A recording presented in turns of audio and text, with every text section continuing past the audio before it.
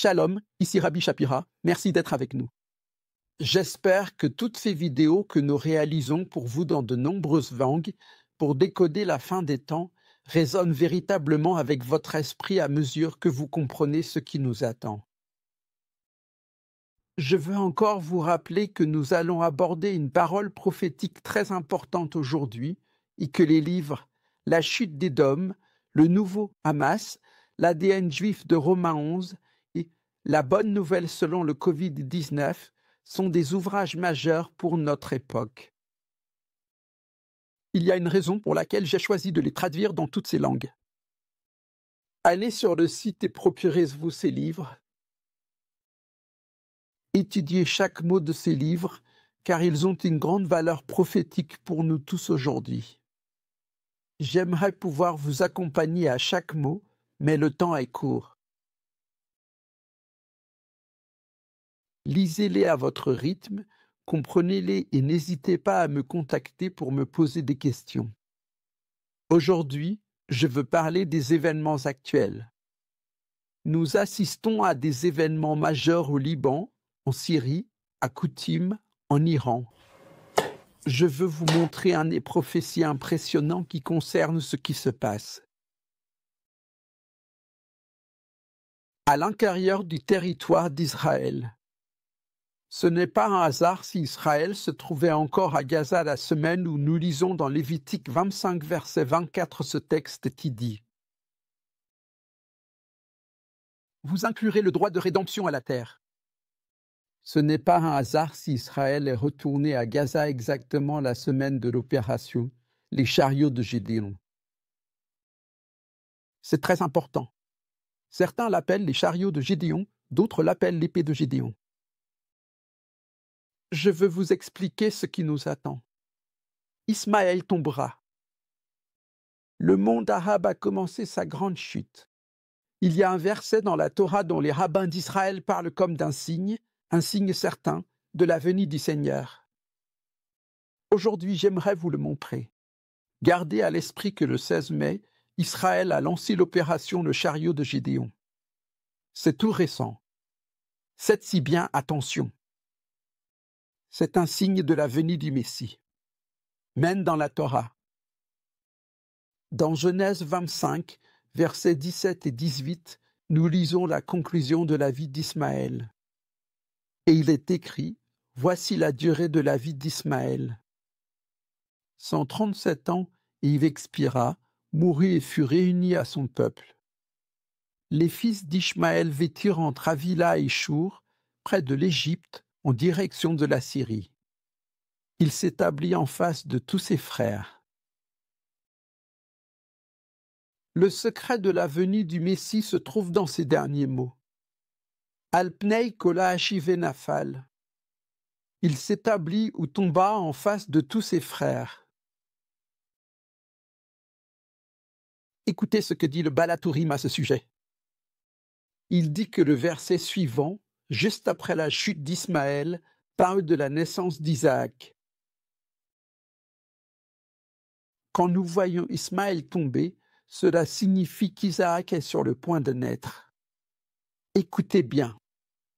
Il est dit que dans les derniers jours, Ismaël tombera, et alors le Messie, fils de David, qui est connecté à Yitzhak, naîtra dans le monde. Le fait qu'aujourd'hui il n'y ait plus de Syrie telle que nous la connaissions, qu'il n'y ait plus de Hezbollah, et que bientôt il n'y aura plus de Hamas tel que nous le connaissions, cela signifie que le temps de la venue du Messie est arrivé.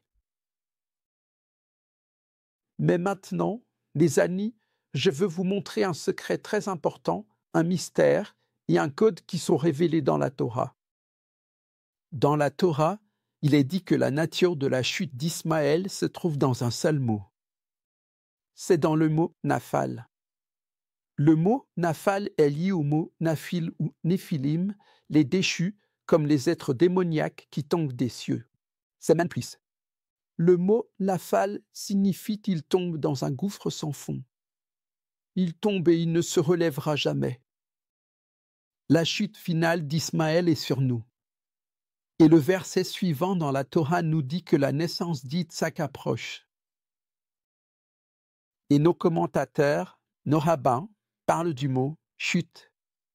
Réfléchissez à ce que je vais vous dire maintenant. C'est important.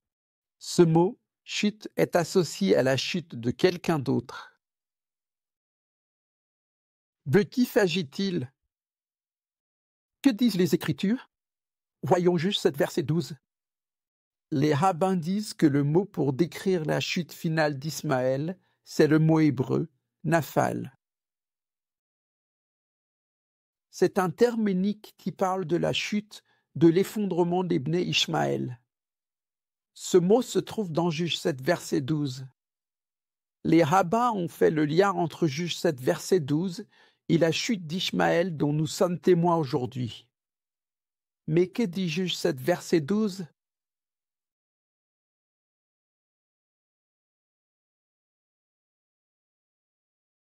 J'ai essayé plusieurs fois d'enregistrer ce message pour vous.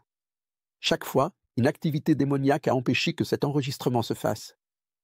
Maintenant, vous le recevez. Lisons Juge 7, verset 12. Or, Madian, Amalek et tous les autres venant de l'Orient s'étaient installés dans la vallée, aussi nombreux que des sauterelles, leurs chameaux étaient aussi innombrables, comme le sable du rivage. La chute d'Ismaël est associée à la chute d'Amalek, qui elle-même est liée à la chute d'Hamas. Mais attendez, il y a encore plus à dire.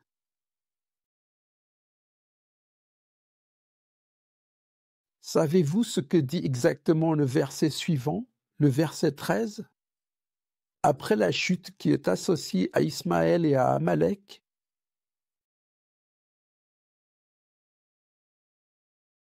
écoutez bien ce que dit le verset suivant. Comment s'appelle l'opération en Israël? Le chariot de Gédéon. Dans Juge 7, verset 13, il est écrit ceci: Gédéon arriva juste au moment où un homme racontait à un camarade un rêve qu'il avait fait.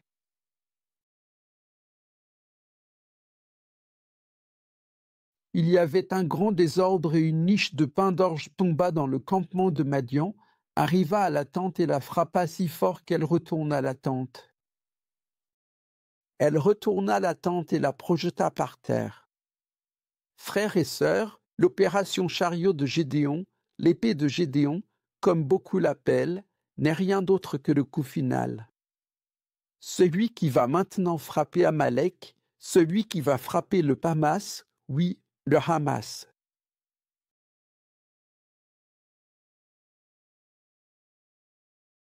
Ce n'est pas un hasard s'il y a exactement une semaine, Israël a lancé Merkavot Gédéon, les chariots de Gédéon. Et qui est celui qui ressemble à du pain? Il a un nom.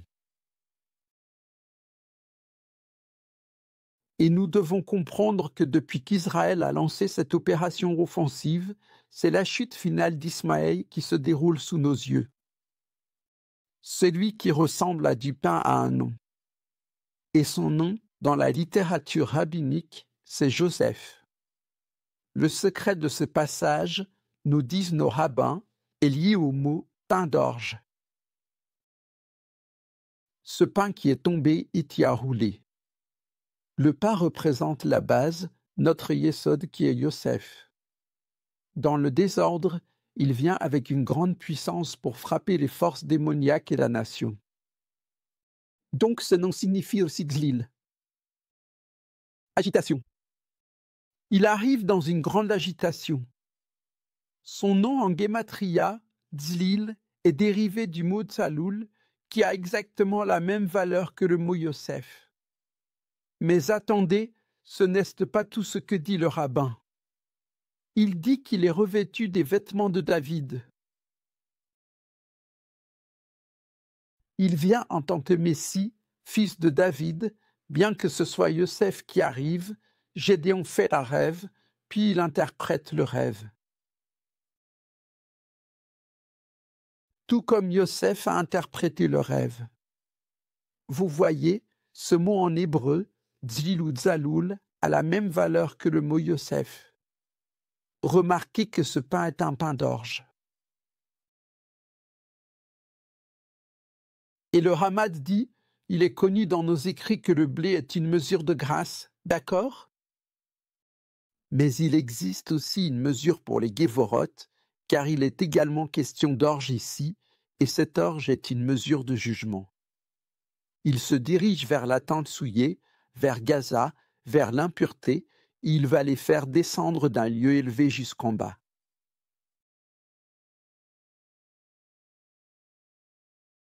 Jusqu'en bas. Et il conclut en disant, Gédéon est une image de Yosef qui est revêtu des habits de David, celui qui va amener la Géoula à notre peuple. Le tzalil, le bruit de la commotion, le mot tzalil vient du mot matzil, le sauveur. Le sauveur est en route.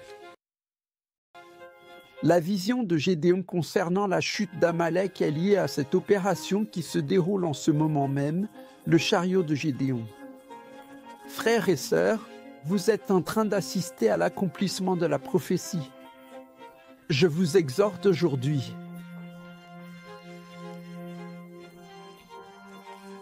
Soutenez l'Israël, soutenez le peuple juif.